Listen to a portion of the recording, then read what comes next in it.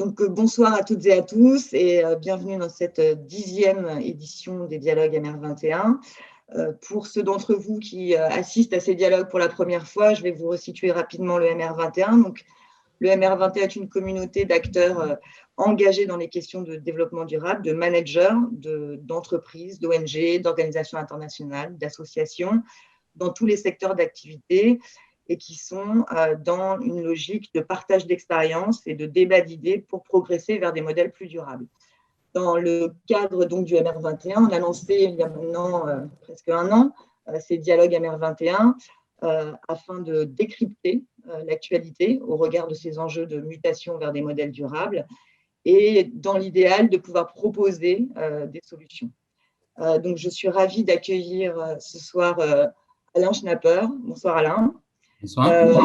Donc, qui a accepté notre invitation sur un sujet qui est totalement dans l'actualité. Alors, c'est bien l'objectif des dialogues de lettres, mais là, on est vraiment dans une séquence particulière. Et notre dialogue va s'articuler autour de l'ouvrage qu'Alain Schnapper a coécrit avec Dominique Schnapper, qui s'appelle « Puissante et fragile, l'entreprise en démocratie ». C'est un ouvrage qui est extrêmement intéressant par ce double regard de sociologue et de praticien, et donc qui pose un certain nombre de sujets clés, et notamment autour d'une thèse qui est assez forte, qui est de dire qu'il faut repenser l'entreprise aujourd'hui pour sauver la démocratie. Donc, vaste ambition et vaste sujet. Donc, je vous propose, Alain, qu'on démarre peut-être justement à partir du titre de cet ouvrage qui est peut-être interpellant pour certains. En tout cas, c'est une remarque que j'ai eue.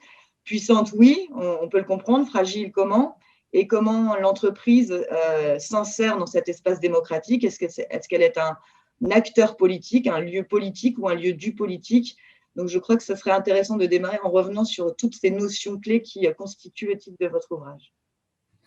Très bien, mais je vais essayer. Donc, on va suivre comme plan effectivement le titre. Donc, puissante, je pense que je ne vais pas avoir besoin de beaucoup m'étendre sur l'idée que l'entreprise est puissante. Ce que je voudrais simplement souligner, c'est en quel sens j'entends l'entreprise puissante. C'est au sens de possédant une capacité de transformation de la société. Et donc, je pourrais vous donner des tas d'exemples évidents d'impact sur la vie dans la société, sur notre vie de tous les jours, manifestement produits par des inventions ou des transformations induites par l'entreprise. Alors évidemment, l'exemple qui vient spontanément à l'esprit, si je vous présente un iPhone ou un smartphone que nous avons tous dans la poche, il est évident que ce petit objet a plus transformé nos vies que la totalité des décisions prises par les gouvernements sur les 30 dernières années, probablement. Et évidemment, tout ça a été inventé dans des entreprises. Et donc, je pourrais prendre d'autres exemples historiques pour montrer qu'en fait, depuis grosso modo la fin du 19e siècle, l'entreprise a été un puissant agent de transformation de la société. Donc, là encore, je ne vais pas insister parce que je pense que c'est une évidence.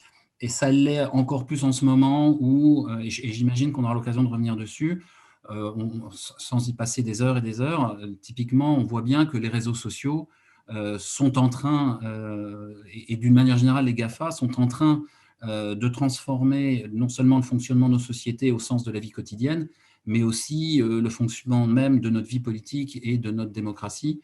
Il suffit de suivre l'actualité pour en être convaincu, où on a vécu d'un côté une décision qualifiée pour le moins de tardive de Twitter de couper le sifflet d'un président en exercice. Et inversement, quand on voit Navalny essayer de défendre des valeurs démocratiques ou en tout cas des valeurs, de contester en tout cas un pouvoir autocratique comme celui de la Russie, on voit bien que le même dispositif, on va dire, transforme dans des sens complètement inattendus de sociétés complètement différentes et d'une certaine manière génère une forme de mise en relation inattendue de ces différentes sociétés, de ces différents fonctionnements politiques. Alors, pourquoi est-ce qu'on a écrit on a écrit également Fragile? On l'a écrit essentiellement en disant qu'il y a deux mécanismes qui la fragilisent. Mais le premier, c'est la financiarisation, dont vous avez forcément beaucoup entendu parler, et je vais revenir dans une seconde pourquoi je considère que c'est un processus de fragilisation et non pas un processus de renforcement de son pouvoir. Et puis, c'est d'une certaine manière l'immersion dans la démocratie et dans le fonctionnement démocratique. Alors, je vais revenir sur ces deux points rapidement. Pourquoi la financiarisation? Il faut repartir d'une certaine manière de la conception de l'entreprise, un peu historique de l'entreprise, c'est-à-dire l'entreprise vue comme un collectif d'action et d'innovation qui mobilise un certain nombre de ressources, à la fois financières, intellectuelles, des savoir-faire, des compétences, dans un contexte contraint par la nécessité de la profitabilité et qui cherche à produire des biens, des services, des usages. Et finalement, c'est bien cette notion d'un collectif d'action et d'innovation qui est au cœur historique de la création de la forme moderne de l'entreprise, qui est potentiellement remis en cause par la financiarisation. Donc, je vais aller vite parce que je pense que ça, c'est des idées que vous avez déjà entendues ou lues, ou pour faire très, très simple, il y a une grande rupture, disons à la fin des années 70, symbolisée par la formule de Milton Friedman de 1970, sur l'utilité sociale des entreprises pour maximiser le profit. Il y a toute une idéologie autour de ça qui a conduit à ce que le pouvoir au sein des entreprises a été accaparé par les actionnaires, qui avaient eux-mêmes, pour plein de raisons sur lesquelles on peut revenir, un certain nombre d'objectifs de rentabilité, ce qui a déformé, on a parlé de la grande déformation des entreprises, ce qui a déformé même le mode de fonctionnement interne des entreprises. Donc ça, c'est quelque chose qui est aujourd'hui courant, on va dire, en tout cas qui est de plus en plus largement diffusé. Et puis, il y a aussi, et ça c'est peut-être une vision peut-être moins courante, l'effet de l'intégration de l'entreprise au sein de nos sociétés démocratiques, y compris sous des formes qu'on a pu qualifier de démocratie extrême, et je vais venir dans une seconde sur ce que ça veut dire. Alors, qu'est-ce que ça veut dire que cet effet de la démocratie? Alors, les caractéristiques fondamentales de la démocratie et des citoyens démocratiques ou des homo democraticus, c'est une aspiration à la liberté et à l'égalité. C'est la caractéristique fondamentale du fonctionnement démocratique et des humains dans la démocratie. Et cette caractéristique, ces deux aspirations sont en soi sans limite. Et donc, la difficulté est que si jamais cette aspiration allait au-delà des limites, ce qui finit par être remis en cause, c'est le fonctionnement même des institutions qui, par définition, dans un système démocratique, finissent par instituer des bornes, des limites pour permettre de non pas vivre ensemble, mais d'agir ensemble et de bâtir ensemble. Et donc, cette aspiration à la démocratie, à la liberté, pardon, elle induit un premier phénomène de remise en cause un peu généralisée des institutions. Deuxième mécanisme très fort, et parmi les institutions, on pense à l'école, à l'État plus généralement, à la justice, à l'armée, à la police, aux syndicats et également à l'entreprise.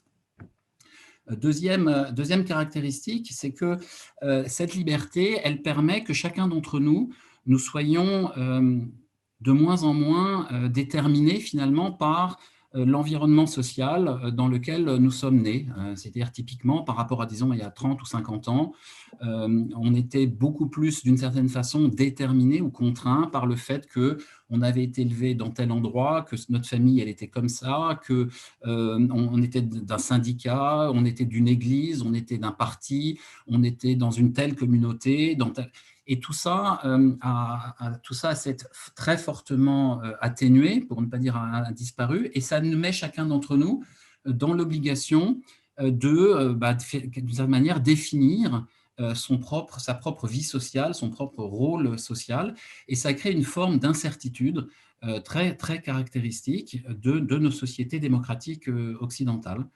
Et dans ce cadre-là, chacun d'entre nous sommes devenus en quelque sorte responsables, et c'est une énorme responsabilité de notre vie, de nos échecs, de nos réussites, là où, à une certaine époque, on pouvait considérer que les choses étaient très fortement déterminées d'une certaine manière, encore plus fortement déterminées plutôt, par les conditions initiales dans lesquelles on était né. Et donc, cette responsabilité, c'est à la fois une liberté absolument extraordinaire, en particulier pour ceux qui sont bien équipés pour y faire face, donc en clair, qui ont un capital social initial, une formation, un environnement familial, culturel, etc., qui les favorise. Ça peut devenir un peu plus compliqué pour ceux qui ne bénéficient pas de telles conditions. Et ça explique aussi l'importance que le travail et donc l'emploi et donc l'entreprise prennent dans la mesure où l'entreprise et le travail constituent finalement un cadre qui permet d'aider chacun d'entre nous à trouver un rôle social, une reconnaissance dans l'entreprise, reconnaissance de qui on est, des compétences qu'on est capable de mobiliser. Et donc, ça contribue de manière importante à constituer, renforcer, aider chacun d'entre nous à se trouver sa position et son statut social. Et donc, il y a une situation paradoxale où à la fois chacun d'entre nous est prêt à remettre en cause, à critiquer l'ensemble des institutions, dont l'entreprise, et en même temps, chacun d'entre nous en attend non seulement la participation à un collectif, et puis on aura sûrement l'occasion de revenir sur la notion de télétravail dans tout ça, parce que qui est d'actualité, mais donc un besoin d'appartenance à un collectif qui renvoie de la reconnaissance et de la valorisation, et également la nécessité de trouver un sens à sa contribution et à son travail, chose que vous avez entendue 100 fois, la quête de sens des salariés, des jeunes, des moins jeunes, etc. Ça renvoie à une forme d'incertitude assez essentielle et fondamentale qui est liée à cette liberté même que nous donne le fonctionnement de nos sociétés démocratiques. Donc c'est en ce sens que d'un côté on l'a qualifié de puissante, cette emprise, et de l'autre on l'a aussi qualifié de fragile, donc sous ce double effet, d'un côté de la financiarisation qui a fragilisé son mode de fonctionnement interne, et de l'autre, à la fois les attentes et les exigences du citoyen démocratique que chacun d'entre nous est devenu dans cette société démocratique. Alors peut-être avant d'aborder la question de solutions qui sont proposées notamment dans l'ouvrage pour que l'entreprise retrouve sa raison d'être en tant que collectif d'action et d'innovation, comme vous le mentionniez, peut-être revenir sur les éléments que vous évoquez là et la manière dont les citoyens fonctionnent à l'intérieur de l'entreprise. Et la question, alors vous l'avez évoqué, la question du télétravail, la question du salariat également, de la fin du salariat d'une certaine manière, mais plus largement, est-ce que l'entreprise doit et est un lieu politique ou un lieu du politique, et est-ce qu'il est un lieu où se construit un bien commun? Alors, d'abord, je prends une seconde pour rappeler que le mot politique peut tout dire ou rien dire, ou plus exactement, le mot politique, il a deux définitions, on peut y voir deux définitions. Il y a une première définition qui est, je dirais, qui est très large, qui conduit à dire que, par exemple, quand on regarde dans l'entreprise, comme toute institution humaine, elle est traversée de jeux de pouvoir, de jeux de rivalité, de jeux de concurrence, de jeux de collaboration, et en ce sens, on peut la qualifier de politique. On peut également dire que l'entreprise en tant que telle, je l'ai dit tout à l'heure, qui transforme la société et le fonctionnement de la société, à ce titre, a des conséquences politiques. Et à ce titre, on peut la qualifier de politique. Mais vous voyez que si on prend cette définition, on finit par dire que tout est politique. Autrement dit, une fois qu'on a dit ça, on n'a pas forcément décrit grand-chose. Et l'autre sens du politique, il est à ce moment-là le sens peut-être plus restreint, plus étroit, qui est grosso modo le fonctionnement de la société et les caractéristiques qui permettent à la fois de lui permettre de fonctionner, mais également d'assurer un certain nombre de prérogatives, de décider de la façon dont on assure un certain nombre de prérogatives, notamment celles de l'État, avec l'usage légitime du pouvoir, de la puissance, etc. Disons un peu au sens politique, au sens un peu restreint du terme. Et donc, pour répondre à la question lieu du politique, endroit du politique, eh ben, on est obligé un petit peu de clarifier ce qu'on veut dire. Donc, premier élément, à l'intérieur de l'entreprise, il y a de la politique au sens large du terme que j'ai évoqué, comme toute institution. Rappelons qu'une entreprise n'est pas une institution démocratique dans son fonctionnement, je pense que c'est une évidence, et que d'ailleurs, à ce titre, et ça me permet de faire le lien avec un deuxième élément que j'ai cité tout à l'heure à propos de l'homme démocratique. Je vous disais, l'homme démocratique, il aspire à la liberté, mais il aspire aussi à l'égalité.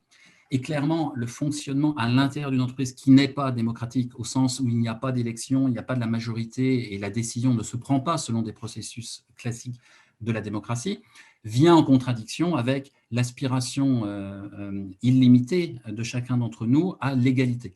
Donc, je reviens, à l'entreprise à l'intérieur, il y a de la politique, mais comme il y a de la politique dans n'importe quelle institution comme humaine, n'importe quel groupe, quel qu'il soit, qu'une ce soit une association, une école ou peu importe.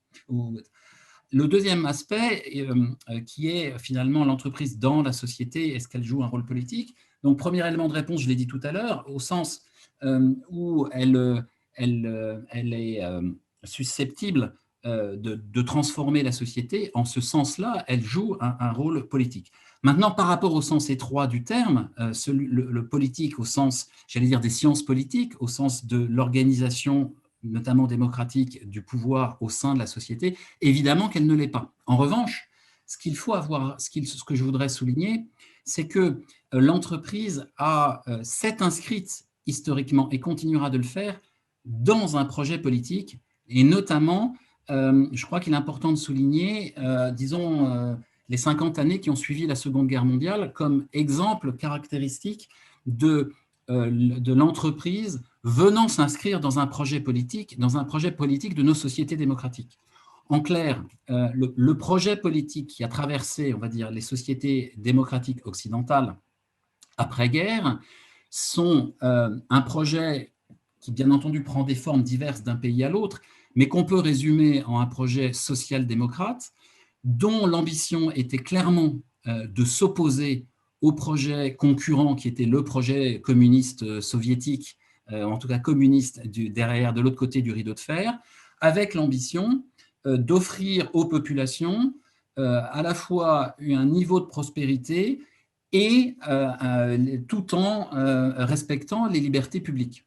Et ce projet, il s'est appuyé, ou il est passé par une espèce de contrat social avec les entreprises, où en gros, les États ont créé les conditions pour que les entreprises prospèrent, puissent se développer, amènent des innovations sociales, organisationnelles, techniques, scientifiques, et l'État organisant en contrepartie la redistribution des richesses d'une part et la protection, notamment la protection sociale au sens large, des populations. C'est grosso modo le projet qui, une fois encore, a pris des formes différentes d'un pays à l'autre, mais qui est le projet historiquement connu en France comme celui du Conseil national de la résistance, mais qui au niveau mondial a été le projet qu'on a appelé la Déclaration de Philadelphie, qui est un projet validé avant même la fin de la guerre, donc en 1944, si mes souvenirs sont exacts, avec un projet qui est une description exactement d'un projet qui soit à la fois économique et social, pour employer les mots d'aujourd'hui, face à, une fois encore, un projet politique rival qui était celui du monde communiste. Et donc, en ce sens, on voit bien que l'État a organisé un projet dans lequel les entreprises ont joué un rôle qui était, comme je le disais, à la fois de créer des richesses, d'assurer la prospérité, de payer des impôts, qui ensuite, ou sous différentes formes, par lequel l'État a organisé la redistribution des richesses et la protection des salariés. Et d'ailleurs, je souligne en passant, puisque c'est une des difficultés auxquelles nous sommes confrontés aujourd'hui, c'était bien le salariat qui était d'une certaine manière au centre de ce projet et qui servait d'une certaine manière aussi de support finalement à la fois la protection des personnes, mais aussi la redistribution des richesses. Et il est clair qu'aujourd'hui, ce que nous vivons, c'est aussi un affaiblissement majeur de ce projet politique, qui s'est traduit à la fois parce que l'ennemi a disparu, alors entre-temps d'autres sont apparus, mais enfin en tout cas l'ennemi par rapport auquel le projet politique avait été créé a disparu, le rival disons, et d'autre part, le salariat lui-même, il a subi des assauts violents, notamment sous l'effet à la fois de la financiarisation et de la mondialisation, les deux cumulés ayant généré des situations dans lesquelles les États ont été mis en rivalité, dans lesquelles en rivalité au sens en concurrence plutôt, pour être précis, par les grandes entreprises transnationales, et puis où on a assisté, au sein notamment des sociétés d'Europe de l'Ouest, à une décomposition progressive mais très significative du salariat, avec une proportion de gens très protégés dans les entreprises très protectrices qui s'est réduite, avec le recentrage sur le cœur de métier des entreprises, avec la généralisation de formes de sous-traitance, jusqu'à des formes de travail indépendant, subies ou voulues, y compris ce qu'on appelle de l'ubérisation, qui ont conduit à ce que la structure même de la société qui a été portée, là encore, des formes différentes d'un pays à l'autre, par ce qu'on peut appeler la social-démocratie, a été remis en cause. Alors, par rapport à ce double mouvement que vous évoquez, Alain, d'une part la puissance, et je crois que là, on ne va effectivement pas revenir dessus, on aurait énormément d'exemples à citer, mais aussi par rapport à ce que vous évoquez, qui est finalement des attentes de l'ensemble des parties prenantes à l'entreprise, en interne comme en externe, qui sont de plus en plus importantes. Comment on revient à contrôler démocratiquement aujourd'hui les entreprises. Et sur ce sujet-là, on voit bien qu'on est dans une séquence aujourd'hui avec, je pense à la loi Pacte notamment, mais dans une séquence où on essaye de repenser l'entreprise, qui est donc bien l'objet de votre ouvrage. Mais comment on repense aujourd'hui l'entreprise et quelles solutions éventuellement pour à la fois contrer cette puissance et retrouver ce mode de fonctionnement démocratique quand on voit les enjeux aujourd'hui qui sont posés par le modèle chinois, par les GAFA et par tout le débat qui émerge aujourd'hui de plus en plus fort sur la notion de bien commun et notamment la question de la santé comme bien commun avec tout le débat sur les industries pharmaceutiques. Alors, il y a plein de questions. Là, j'ai plein de questions sur le chat aussi. Alors, d'abord, je crois qu'il est important, il est essentiel que l'on retrouve le sens original de l'entreprise, tout en le modernisant bien sûr, mais donc retrouver cette notion que j'évoquais tout à fait au début de collectif d'action et d'innovation. C'est-à-dire qu'on a besoin aujourd'hui des entreprises, à la fois parce qu'on a on a besoin d'elles pour relever un certain nombre des enjeux du XXIe siècle, même si la technologie ne résoudra pas un certain nombre de problèmes, je pense au problème du climat, etc., elle toute seule, mais néanmoins, on a bien besoin des entreprises pour relever un certain nombre de ces enjeux, et on a besoin que les entreprises, elles, de protéger finalement cette capacité qu'ont les entreprises, cette capacité d'innovation et de transformation. Alors pour ça, effectivement, la loi Pacte a créé l'entreprise à mission, dont l'origine est exactement celle que je viens d'évoquer, c'est-à-dire un outil qui permette de protéger, de défendre les capacités d'innovation et de transformation des entreprises contre, pour appeler un chat, hein, à l'origine, c'est quand même comme ça que ça a démarré dans les années 2010, enfin après la grande crise de 2008, contre un déséquilibre des pouvoirs au sein de l'entreprise en faveur excessive des actionnaires. Et donc, le concept de mission ou d'objet social étendu, comme il s'est d'abord appelé, mais disons de mission, tel qu'il est en gros dans la loi, cette articulation raison d'être et objectif, vise à formuler un intérêt collectif défendu par l'entreprise, qui est celui de l'entreprise, mais dans une entreprise, dans une conception un peu élargie, c'est-à-dire l'entreprise vue comme au cœur d'un écosystème avec un certain nombre de parties prenantes qu'il est capable de mobiliser dans ce projet. Et donc, cette possibilité qu'a ouvert la loi Pacte en France, il y a d'autres dispositifs qui existent dans d'autres pays européens ou aux États-Unis, mais je me concentrerai sur le dispositif français. Il a, une fois encore, comme vocation de permettre à l'entreprise d'inscrire dans ses statuts finalement cet intérêt collectif qui n'est pas celui des actionnaires, mais qui l'intègre d'une certaine manière, mais qui intègre les enjeux de l'écosystème de l'entreprise pris au sens large. Alors, ce que n'a pas fait la loi Pacte, et ce qui reste, à mon sens, un chantier complètement ouvert, c'est précisément l'articulation entre cet intérêt collectif et, je vais mettre quelques guillemets autour, je vais vous dire tout de suite pourquoi, et l'intérêt général que l'État a, dans nos pays démocratiques, a légitimité pour formuler, ou en tout cas devrait avoir légitimité pour formuler. Donc en gros, historiquement, vous aviez l'intérêt général qui était réputé être porté par l'État, l'intérêt individuel porté par chacun d'entre nous. Quelque part, ce qui émerge avec l'entreprise à mission, c'est ce concept, finalement, entre guillemets, intermédiaire, d'intérêt collectif. Et vous savez que dans la loi Pacte laisse toute liberté à l'entreprise de choisir sa mission. Autrement dit, sa raison d'être et les objectifs qu'elle se donne. Et finalement, la question, c'est comment est-ce que cela peut s'articuler avec les enjeux de la société et globalement et les processus démocratiques par lesquels elles peuvent s'exprimer la volonté collective et les enjeux que la volonté collective souhaite traiter. Et ça, c'est clair qu'aujourd'hui, ça existe pas de manière formelle, ça existe de manière très informelle parce qu'il y a évidemment une pression de l'opinion, une pression d'acteurs de toutes sortes qui influencent la façon dont les entreprises formalisent leur mission. Il y a également tout simplement les salariés qui bien entendu, sont aussi les citoyens démocratiques que j'évoquais tout à l'heure, qui dans l'entreprise orientent les choix qui sont faits par l'entreprise. Mais ce qui est sûr, c'est que d'une certaine manière, l'articulation entre une formulation démocratique des enjeux de l'intérêt général, et la façon de le décliner dans l'intérêt collectif que peut porter l'entreprise, ce mécanisme-là, il est à inventer.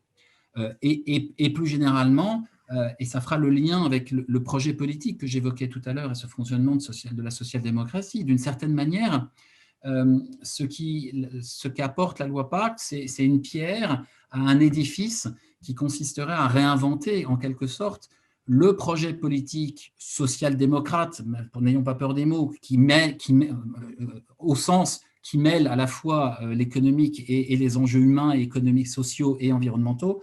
Je disais donc, il faut réinventer ce projet politique et qui permette de construire une espèce de contrat social entre les entreprises et les États. Et il est clair que nous sommes confrontés à une difficulté absolument majeure, qui est que, et c'est là où tout est inventé, qui est le côté de la mondialisation, qui fait qu'aujourd'hui, comment construire ces projets de manière nationale, là où de plus en plus d'acteurs majeurs sont transnationaux. Et enfin, puisque là, il s'agit de parler politique, il s'agit aussi de créer un projet européen alors un projet de société européen, un capitalisme européen, quelque part c'est la même chose, face à deux modèles très clairement concurrents, que sont le modèle américain, avec plutôt, on va dire, une société, un capitalisme actionnarial d'un côté, et de l'autre côté, le modèle chinois, avec, on va dire, un capitalisme d'État. Et donc, la question, c'est comment l'Europe va réussir à construire un modèle que je qualifierais de capitalisme démocratique, qui essaye non pas combiner le meilleur des deux, mais au contraire de trouver une forme originale de construction d'une société qui soit démocratique, libérale, et suffisamment prospère pour survivre face à une situation concurrentielle à la fois au plan économique, capitalistique d'un côté, voire militaire de l'autre, parce qu'il ou en tout cas politique de l'autre, face au modèle américain ou au modèle chinois. Bien, merci beaucoup Alain. Beaucoup d'éléments et beaucoup d'éléments qui vont parler à la communauté MR21 parce que le sujet du capitalisme européen à envisager est un des sujets sur lesquels le groupe travaille. Donc, merci beaucoup.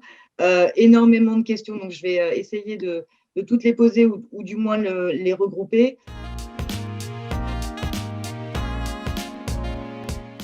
Et peut-être une première remarque qui n'est pas tout à fait une question, mais qui lance le débat.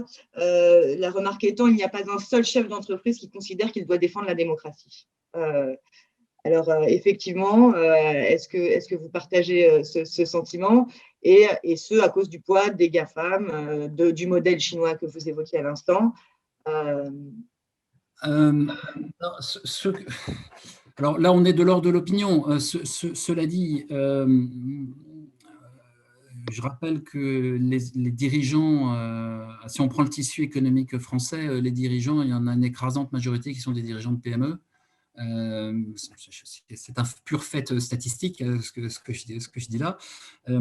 Et peut-être qu'il ne faudrait pas forcément généraliser à eux un certain nombre de comportements que certains, en tout cas, prêtent à des dirigeants peut-être plus impliqués encore dans un fonctionnement économique mondialisé.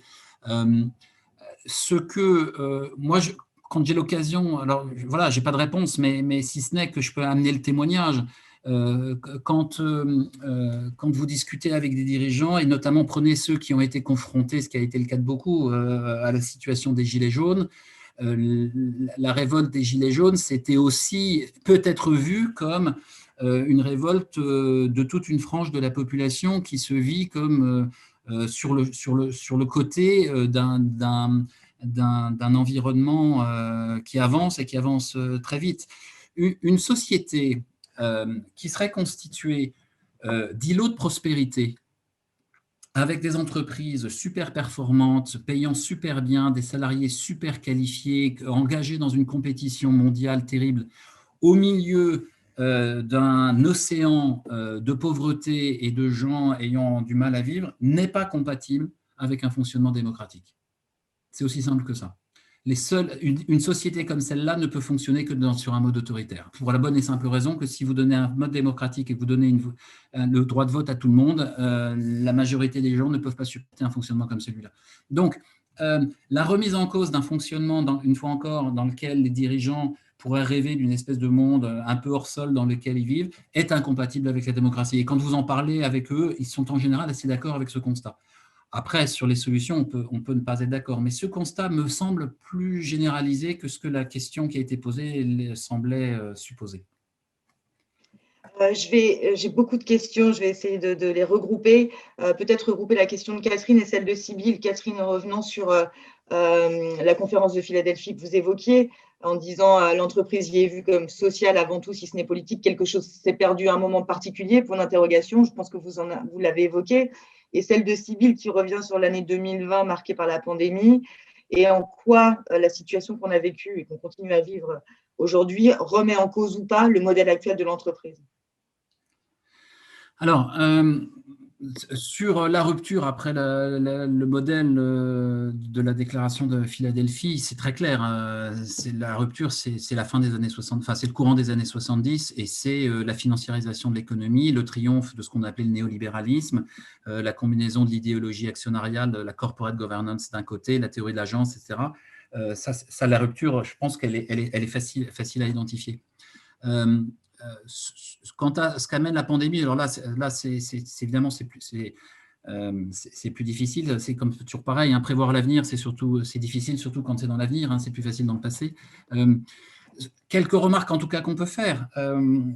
Premièrement, s'il y a bien eu la démonstration que les États avaient un rôle à jouer pour préserver le fonctionnement du capitalisme, si on avait besoin d'une démonstration, ce qui est passé en 2020 est quand même flagrant. Donc, les théoriciens du trop d'État, l'État inefficace, etc., ont été quand même bien contents de constater que l'État avait au moins la capacité à servir d'assureur et à refinancer le fonctionnement d'une économie. Donc, ça, c'est la première remarque. La deuxième remarque, c'est que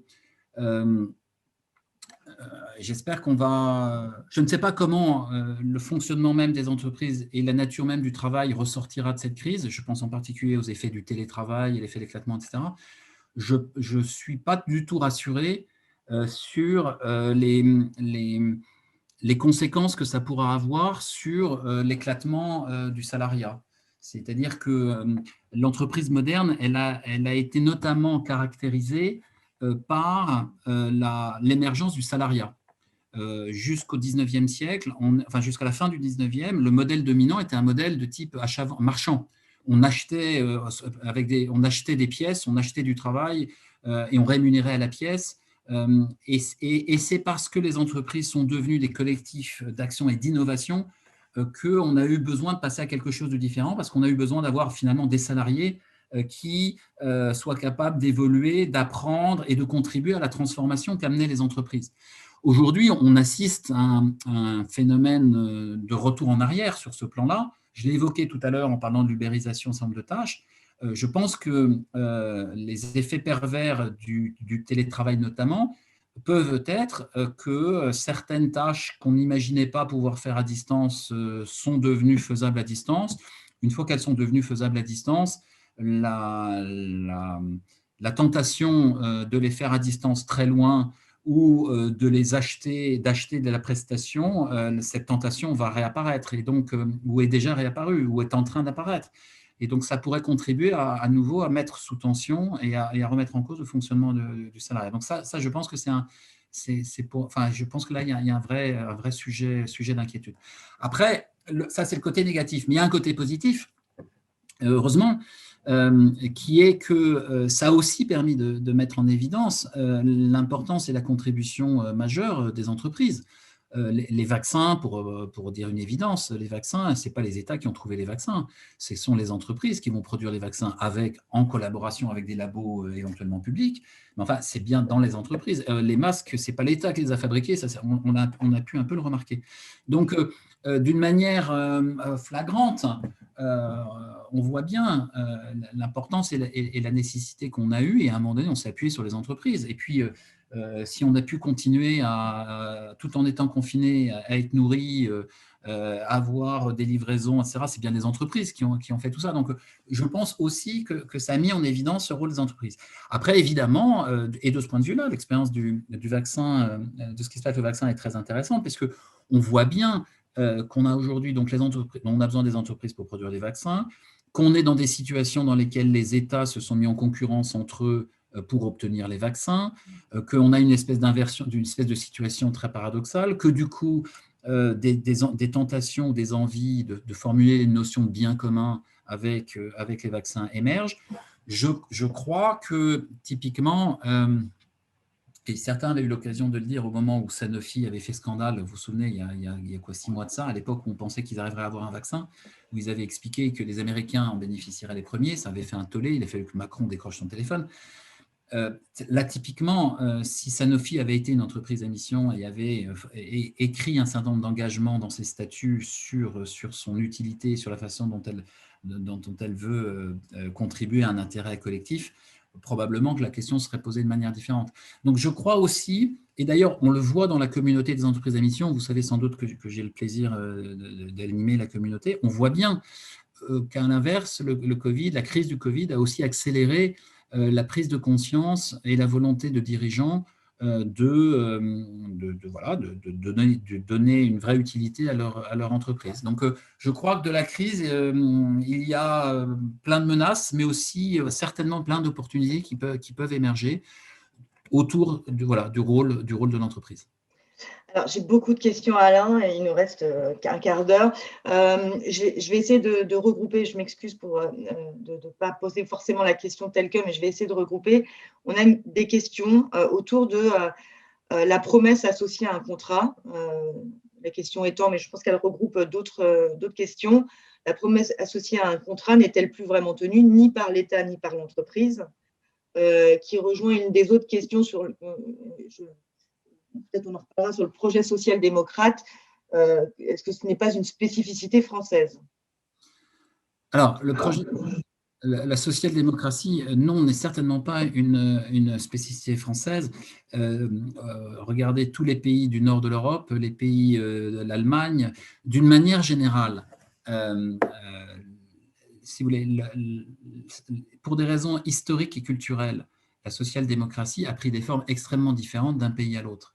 Mais si vous admettez la définition d'un projet social-démocrate comme celle que j'ai retenue, c'est-à-dire un projet politique qui vise à la fois à assurer la prospérité de ces populations tout en préservant les libertés publiques, donc une définition très générale, enfin assez générale, cette définition-là, elle s'applique en tout cas à toute l'Europe occidentale et aux États-Unis. Ce qui n'empêche pas que, bien entendu, ça a pris des formes très différentes d'un pays à l'autre, une fois encore, pour des raisons historiques et culturelles.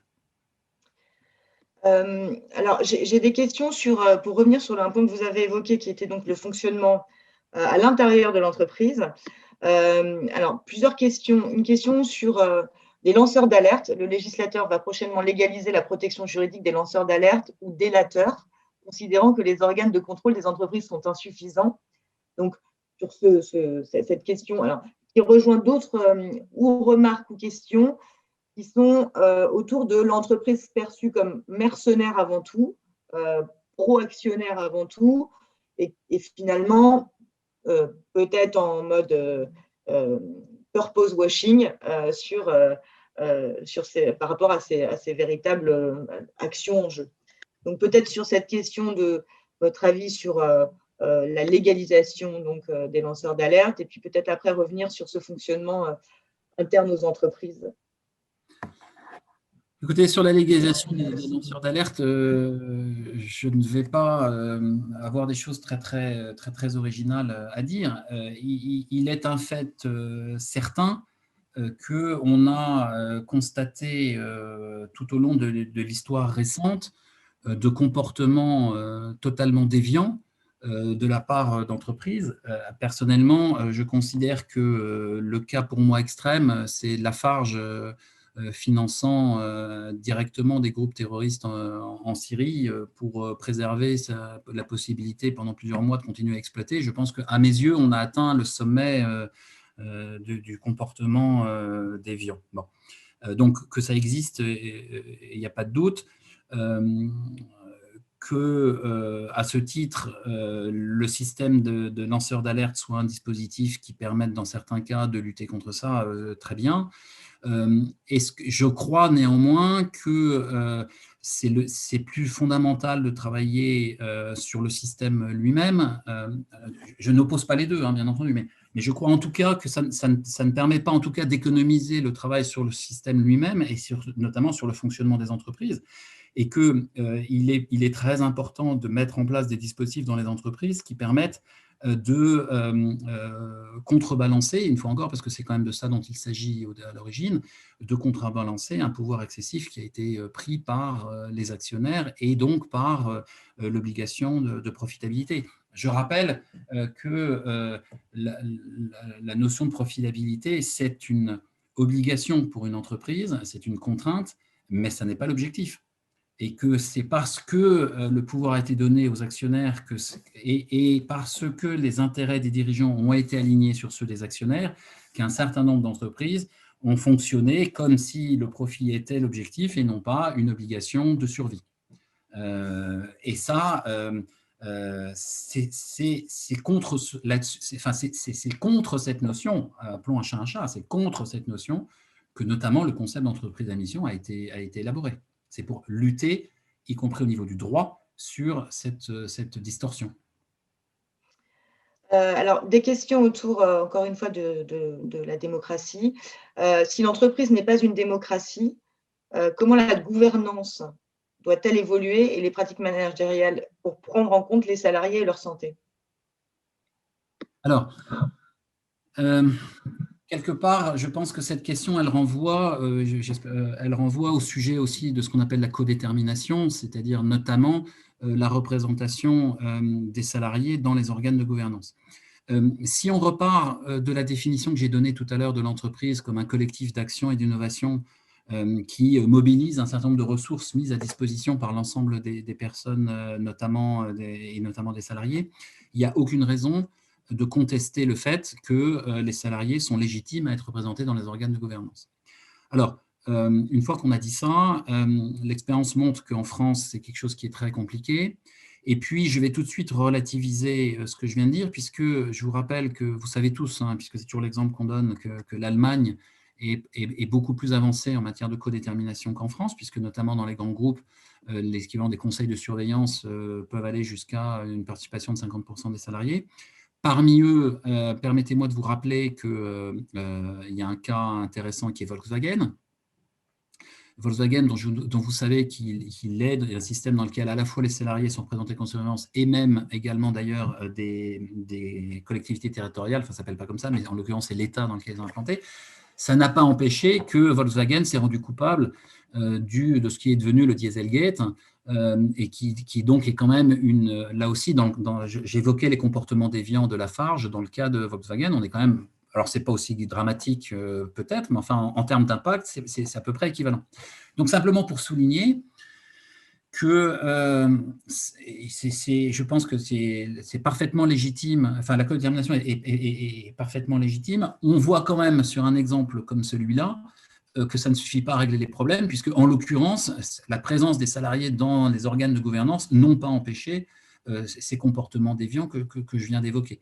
Donc, je crois que c'est une tendance, enfin c'est une évolution qui devrait se renforcer, mais ça ne résout pas les problèmes. Et je crois là aussi, là encore, que je suis très profondément convaincu que la transformation, qui prend la forme de l'entreprise à mission en France, mais donc l'inscription dans les statuts qui donne donc une force légale à un certain nombre d'objectifs non strictement financiers, est une voie qui protégera mieux les entreprises, en tout cas qui est la meilleure qu'on a pour l'instant identifiée, pour protéger une fois encore la capacité des entreprises à jouer le rôle dont on a besoin par ailleurs de collectifs d'action et d'innovation. Alors justement, sur ce point, j'ai une question sur la raison d'être, et je pense que ce sera intéressant peut-être, Alain, si vous en êtes d'accord, qu'on évoque les cas Danone et Suez Veolia dans ce contexte-là. Donc la question est la suivante: la pratique du purpose washing, les raisons d'être trop semblables et génériques, n'ont-elles pas en partie tué la mode de la raison d'être suite à la loi Pacte? Revenir à du pragmatisme, des choix clairs sur des sujets compréhensibles par tous et qui correspondent vraiment aux spécificités d'une entreprise n'est-il pas le seul moyen de restaurer la confiance dans le concept de raison d'être? Qui rejoint une autre question sur il ne suffit pas d'énoncer une mission pour être une entreprise à mission. Voilà. Et je pense. Alors, écoutez, on va pas être politiquement correct, mais on va dire les choses très, très directement. Bon, d'abord, la notion de mission washing, la question n'est pas de savoir s'il y a ou s'il y aura du mission washing. La réponse est évidemment qu'il y en aura. Donc, c'est pas ça la bonne question. La bonne question, c'est qu'est-ce que ça va représenter comme proportion, comme cas, par rapport au cas où c'est vraiment important et surtout authentique et sincère. Deuxièmement, la raison d'être. Alors, pour qu'une raison d'être inscrite, je ne parle que celles qui ont été inscrites dans les statuts, parce que les autres, ça s'appelle une raison d'être non inscrite dans les statuts, ça s'appelle un slogan marketing, ça a peut-être beaucoup de valeur, mais c'est sans rapport avec ce dont on parle. Une raison d'être inscrite dans les statuts, elle n'a de valeur que si elle est accompagnée d'engagements. D'accord ? Et pour que ces engagements soient force de loi, en quelque sorte, il faut qu'ils soient inscrits dans les statuts. Et pour que ces engagements inscrits dans les statuts soient crédibles, il faut qu'il y ait un dispositif de reddition des comptes, de rendre compte. Il faut qu'il y ait un dispositif de vérification qui permette de s'assurer si l'entreprise respecte ou ne respecte pas ses engagements. Je pense que vous avez bien compris que ce que je viens de vous décrire, c'est strictement non pas la raison d'être, non pas l'entreprise à raison d'être, mais l'entreprise à qualité de société à mission. Et donc, pour être très clair, le dispositif qui a des chances de fonctionner, c'est un dispositif qui combine à la fois des engagements statutaires qui soient articulés autour, certes d'une raison d'être, mais très honnêtement, ce n'est pas ça l'essentiel, c'est clairement les objectifs qui sont les plus importants et qui soient accompagnés d'un système de vérification. Donc, une fois encore, les entreprises qui ont vraiment, et surtout qui ont avec sincérité et authenticité la volonté de se transformer, par ce biais-là, sont celles qui iront jusqu'au stade de la société à mission. Alors, certaines d'entre elles s'arrêtent juste avant, notamment les cotées. En gros, font tout, mais ne vont pas jusqu'au stade de la société à mission. Je pense qu'elles finiront par y aller, comme a pu le faire Danone. Alors, peut-être pour revenir sur Danone et sur Veolia rapidement, je rappelle que dans le cas de Danone, donc, comme vous savez tous, Danone est devenue société à émission fin juin, avec un changement de statut voté 99,4% des actionnaires fin juin, et donc quelques mois plus tard, annoncé un plan de restructuration avec des suppressions d'emplois. Alors, la première chose que je voudrais rappeler, c'est que, premièrement, la société à mission est une qualité qui peut être réclamée par des entreprises lucratives. Donc, ce n'est pas parce que vous êtes société à mission que vous n'avez pas des contraintes de profitabilité, notamment de survie. Et donc, le premier élément de réflexion. Deuxième élément de réflexion, la notion de mission, de raison d'être et d'objectif, donc de mission, elle encadre la stratégie. Pour autant, elle ne la détermine pas. Donc, une fois que vous êtes une société à mission, vous avez encore, si j'ose dire, toute liberté et toute nécessité de définir une stratégie. Et donc, quelle est la meilleure stratégie? Ça reste complètement ouvert. Et donc, ça n'est pas parce que vous pouvez être en désaccord avec la stratégie tout en étant en accord avec les objectifs de la mission. Je reviendrai dans une seconde, mais toujours sur le cas de Danone. Entre-temps, vous savez qu'il a été, il y a un actionnaire, un activiste qui a pris probablement pas grand-chose du capital et qui s'agite. Alors, tout le monde dit, vous allez voir ce que vous allez voir, Danone va devoir renoncer à tout ça, poussé par la nécessité. Quand vous regardez, je ne sais pas quelle est la part d'honnêteté et d'authenticité là-dedans, mais quand vous regardez les déclarations de l'activiste en question, il dit s'inscrire dans les choix qu'a fait Danone, tels que notamment dans les choix de société à mission.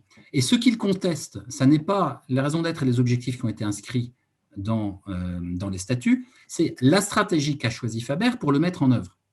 Donc, je me permets de souligner ce point parce qu'il y a un peu une confusion. Les gens disent en fait, l'actionnaire est en train de remettre en cause la notion d'entreprise à mission de Danone. C'est faux. Je ne dis pas qu'il a tort ou raison, mais ce n'est pas ça qu'il est en train de faire. Il est en train de contester la stratégie. Dernier point. Premièrement, je trouve dommage, au moment où Faber a annoncé son plan de restructuration, ce qui est dommage, c'est que les journalistes n'aient pas en fait posé la question au comité mission de Danone, et notamment au président du comité de mission, parce qu'en fait, c'est ça qui aurait été intéressant. Les journalistes auraient dû poser la question au comité de mission en leur disant « Monsieur le comité de mission, si j'ose dire, ou Madame le comité de mission, est-ce que ce que Danone est en train de faire est-il ou non compatible avec les engagements qu'il a pris ?»